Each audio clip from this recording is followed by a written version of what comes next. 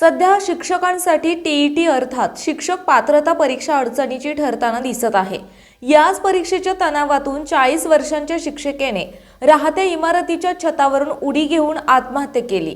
ही दुर्दैवी आणि संतापजनक घटना इंदिरानगर परिसरातील कामोदनगर येथे घडली।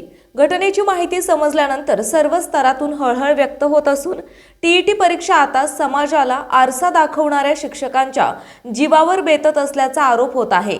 स्वाती दीपक पवार वय 40 राहणार गोदावरी अपार्टमेंट कमोदनगर इंदिरानगर असे मृत शिक्षिकेचे नाव आहे। पवार या काही वर्षांपासून शिक्षिका म्हणून कार्यरत होत्या। पती आणि मुलांसह त्या इंदिरानगर मधील कमोदनगर परिसरात वास्तव्यास होत्या।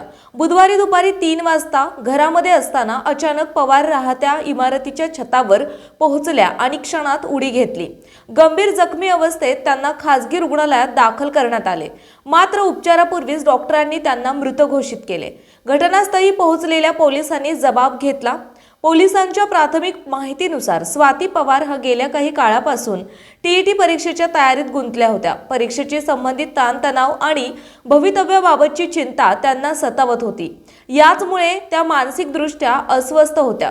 घटनेच्या वेळी त्या एकट्याच असल्याची माहिती पोलिसांनी दिली। स्वाती यांचे पती दीपक पवार हे शहरातील एका सैनिकी शाळेत प्रयोगशाळा तंत्रज्ञ म्हणून कार्यरत आहेत। दाम्पत्याला एक मुलगा आणि एक मुलगी असून या घटनेने कुटुंबावर दुःखाचा डोंगर कोसळला।